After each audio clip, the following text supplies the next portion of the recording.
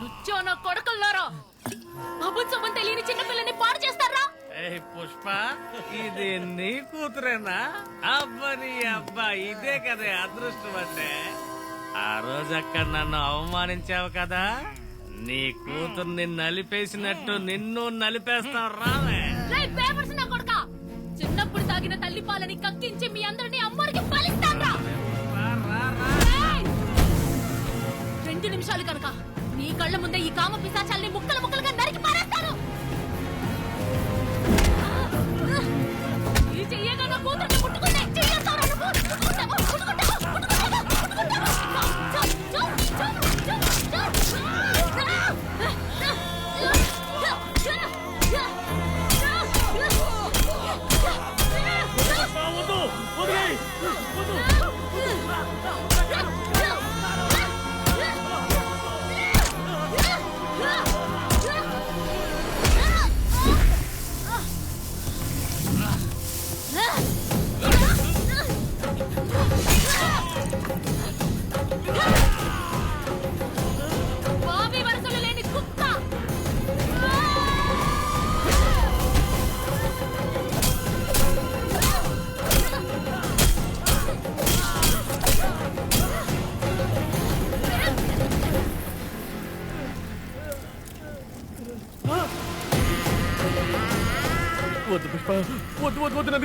ఇలాంటి కామంతులని క్షమించి వదిలేస్తే ఎందరో ఆడపిల్లల జీవితాల్ని నాశనం చేస్తారు. నాలాంటి తల్లుల మనసు తల్లడిల్లిపోతుంది. మీరు బతికుండకూడదు. మీ నీడ కూడా ఆడపిల్లల మీద పడకూడదు. మీ రక్తంతో నా కూతురికి అభిషేకం చేస్తాన్రా.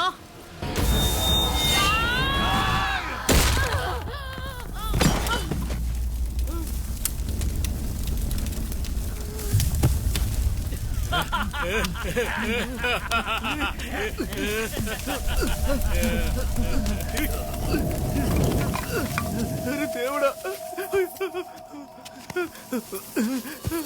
అయ్యో అయ్యో, అన్యాయంగా చంపేశావు కదరా. రే మీరా, నజమ్మా, గిరయ్య, ఎంత పెద్ద తప్పు చేశాంరా. పాపని నాశనం చేసి దాని అమ్మని కూడా చంపేశావు కదరా. ఇప్పుడు ఏం చేద్దాంరా? ఈ విషయం ఎవరికైనా తెలిస్తే ఏం చెయ్యాలరా? మీరా మీరా, చిన్నపిల్ల ఇంకా బతికే ఉందిరా. పుష్ప, హే పుష్ప, అయ్యో నో మీరా. దీనికి ఎవరిని పిలవాలో నాకు బాగా తెలుసు.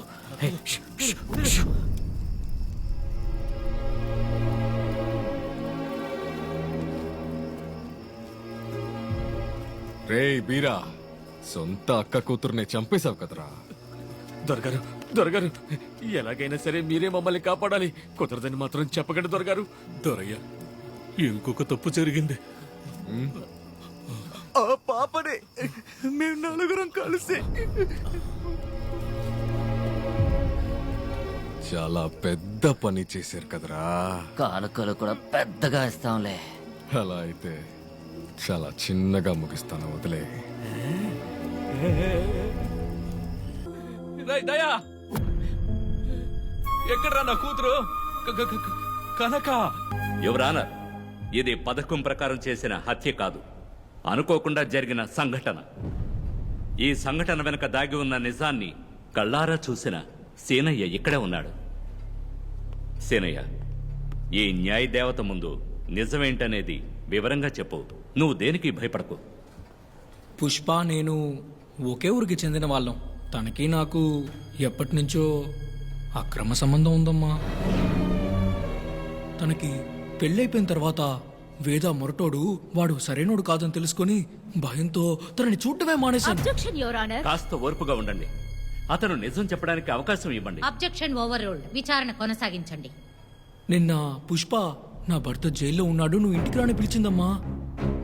మేమిద్దరం ఇంట్లో ఉన్నప్పుడు హఠాత్తుగా ఈ పాప వచ్చి మమ్మల్ని చూసేసింది. ఎవరికి చెప్పొద్దని మేము ఎంత బతిమలాడుకున్నా లేదు మా నాన్నకి చెప్తాను అని మొండికేసింది. ఊరికే తనని భయపెట్టడానికి వాత పెడతాను అని పుష్ప అట్లగాడ తీసుకెళ్లి పొయ్యి మీద పెట్టింది. భయంతో ఈ పిల్ల ఇంట్లో ఉన్న కత్తిపీటను తీసుకొని పుష్పాని సరిగ్గా మెడ మీద గట్టిగా కొట్టింది. ఆ పిల్ల అంత గట్టిగా కొట్టడంతో పొయ్యి మీద పడిపోయిన పుష్ప శరీరానికి చేతులకి బాగా మంటలు అంటుకున్నాయి. నేను ఆ మంటల్ని ఆర్పడానికి ప్రయత్నించేలోగా ఈ పిల్ల కొట్టిన దెబ్బకి పుష్ప చచ్చిపోయింది. ఇందులో ఈ పాప తప్పు లేదు, నా తప్పు కూడా లేదు. దయతలచి ఆ వేద నుంచి మీరే నన్ను కాపాడాలమ్మా. Objection your honour. మన డిఫెన్స్ లాయర్ అతని తెలివితేటలతో ఈ వాదన్ని దారి మళ్లించాలని చూస్తున్నారు. పుష్పాని చాలా దారుణంగా చంపేసి ఈ పసిదాన్ని లైంగికంగా హింసించారు. ఈ చిన్న పాప మీద ఎవరైనా అత్యాచారం చేస్తారా చెప్పండి? వీరా తన స్నేహితులు కలిసి చేశారే. ఈ కేసును విచారించిన ఇన్స్పెక్టర్ రుద్ర ఇక్కడే ఉన్నారు. ఆయన వివరణ కూడా వినండి. సీనియర్ చెప్పింది నిజమే యువర్ ఆనర్. నేనే నేరుగా వెళ్లి విచారణ చేశాను. తలకి బాగా దెబ్బ తగిలి మెదడు గడ్డకట్టి ఇంట్లోపలే ప్రాణం పోయింది. యువర్ ఆనర్, నిజం తెలియాలంటే ఈ పసిదానికి మెడికల్ ఎగ్జామినేషన్ చేయించాలి. నిరభ్యంతరంగా చేయించండి. విచారణ జరగాలి. తప్పు చేసిన వాడికి శిక్ష పడాలి యువర్ ఆనర్. కన్న తల్లినే హత్య చేసిందంటే ఆ పసిబిడ్డ ఎంత కోపంలో ఉండుంటుంది, మానసికంగా ఎంత బాధపడి ఉంటుంది. పుష్ప లాంటి తప్పుడు దారిలో వెళ్లిన ఓ తల్లి, బాధ్యత లేని వేద లాంటి ఓ తండ్రికి పుట్టడం ఈ బిడ్డ చేసుకున్న పాపం. యువర్ ఆనర్, నాదొక చిన్న విన్నపం. ఈ విచారణ పూర్తయ్యేంత వరకు ఈ పాపని జ్యుడిషియల్ కస్టడీలోకి తీసుకుని తనకి పూర్తి రక్షణ కల్పించాల్సిందిగా కోరుకుంటున్నాను. ఇరుపక్షాల వాదనలు విన్న తర్వాత కనక మీద సామూహిక అత్యాచారం జరిగిందా లేదా అన్నది నిరూపించడానికి పోలీసుల సమక్షంలో వైద్య పరీక్షలు నిర్వహించాలి. కాబట్టి అంతవరకు ఈ బాలికను జ్యుడిషియల్ కస్టడీలో ఉంచాలి మరియు తదుపరి విచారణ జరిగేటప్పుడు సాక్ష్యాధారాలను సమర్పించవలసిందిగా న్యాయస్థానం పోలీసులను ఆదేశిస్తోంది. The court is adjourned. ఇరుపక్షాల వాదనలు పరిశీలించిన తర్వాత కనక మీద సామూహిక అత్యాచారం జరిగిందనడానికి సాక్ష్యాధారాలు ఏవీ నిరూపించబడలేదు.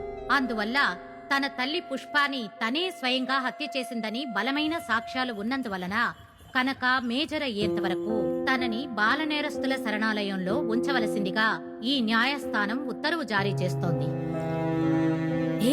దీని బాబు కోర్టు ముందే ఇద్దరిని చంపేసి పోలీసుని పొడి చేసి ఎక్కడో దాక్కున్నాడంటే. అలాగా?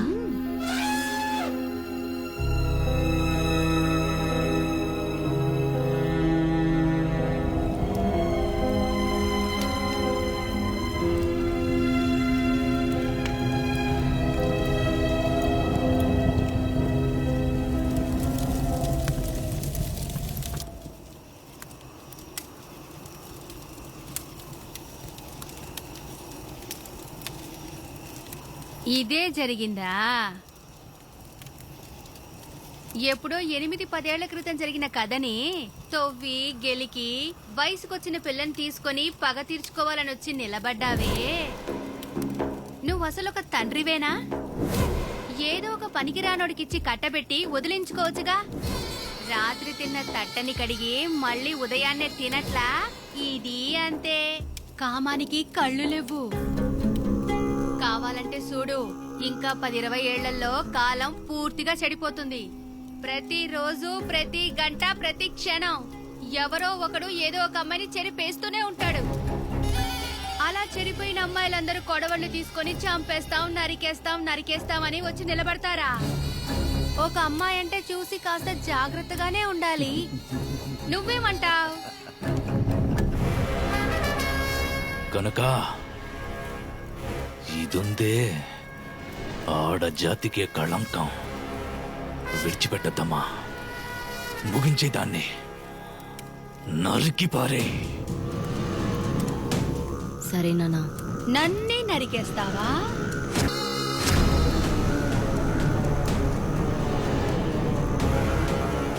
అనుమతి లేకుండా ఎవడైనా అమ్మాయి మీద చేయి వేస్తే ఏ అమ్మాయి అయినా కొడవలితో నరికి పారేస్తుంది. అవును కదా? మిమ్మల్ని తాకడానికి వాళ్ళు భయపడినప్పుడు వాళ్ళని తాకడానికి మీకెందుకు భయం? కొడవలితో నరికేసాయి.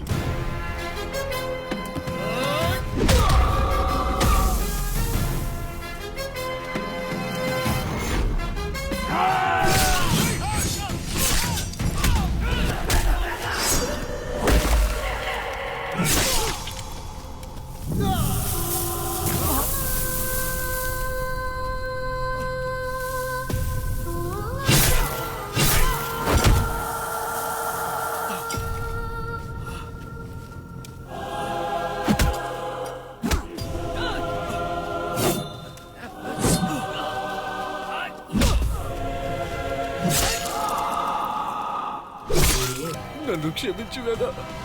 నేను చాలా పెద్ద తప్పు చేశాను. నన్ను క్షమించు వేదా. క్షమించాలరా. ఆడపిల్ల పుట్టిందంటే ఇంట్లో మహాలక్ష్మి పుట్టిందని కన్న తండ్రి తన గుండెల మీద పెట్టుకుని ఎంతో ప్రేమతో ముద్దాడతాడ్రా. అంత ప్రేమగా పెంచుకున్న వాళ్ళ జీవితాలు నాశనం చేసేస్తున్నారే. అందుకు మిమ్మల్ని క్షమించాలరా.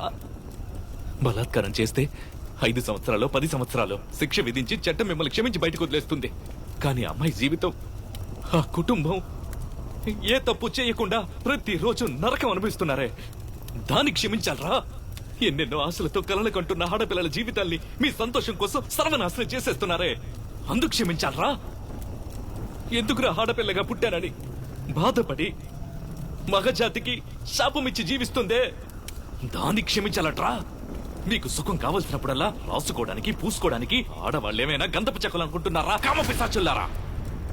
అమ్మాయిల్ని పాడు చేయడమే కాదురా, వాళ్ళ వైపు తప్పుడు ఉద్దేశంతో చూసినా కూడా నిన్ను నీ వంశాన్ని ముక్కలుగా నరికేయాలరా. వేదా, ఇన్నాళ్ళు నిన్ను పట్టుకోకుండా ఎందుకు వదలానని ఆలోచిస్తున్నావా?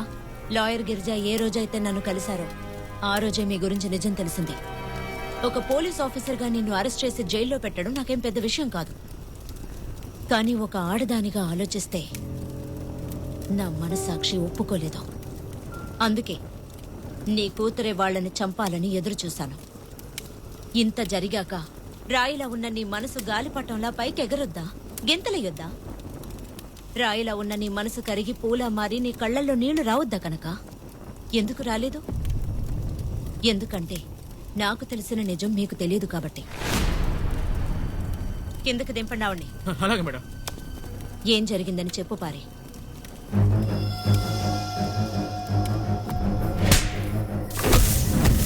నేను వదిలిపెట్టను. ఎక్కడికి వెళ్ళినా కనిపెడతాను. నువ్వు ఏ ఊరికెళ్ళో ఎతికి పట్టుకుంటానే. ఆ నా కొడుకులు తిరిగి వచ్చి నన్ను హింసిస్తారని పక్కనే ఉన్న చెరుకు తోటలోకి వెళ్లి దాంకొని ఎదురు చూశాను. ఎంతసేపైనా కూడా అక్కడికి ఎవరూ రాలేదు. ఎందుకు రాలేదా అని బయటకొచ్చి చూసినప్పుడు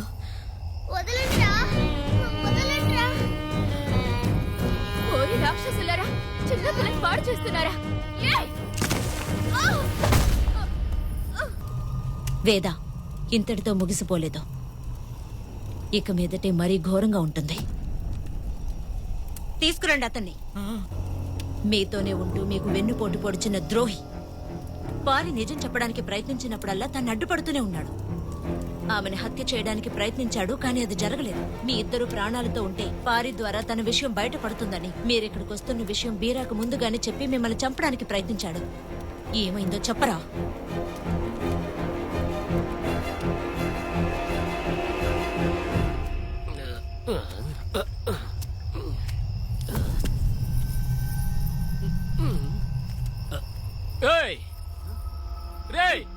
ఆగండి రే. పసి పిల్లని నాశనం చేసేసారు కదరా కామ పిశాచులారా. కనుక అయ్యయ్యో, కనుకని నాశనం చేసేసారే. కనుక లేమ్మా. కనుక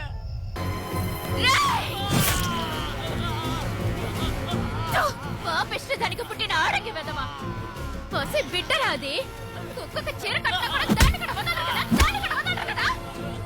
అక్క చెల్లెలు కూతురని తేడా లేకుండా ఎక్కడంటే అక్కడ చేయి వేసేవాడిని మగాడన్నారా, కుక్క అంటారా? కొడకల్లారా మిమ్మల్ని.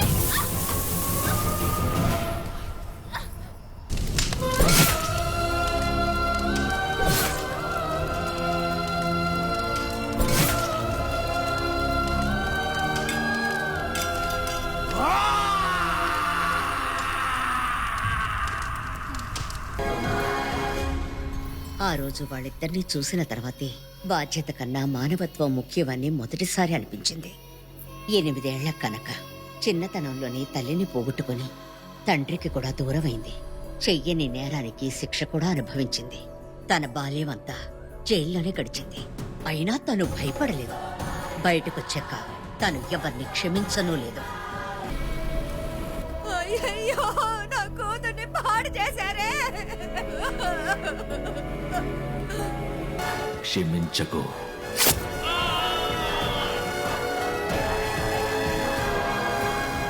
ఎక్కడుంటారు వాళ్ళు?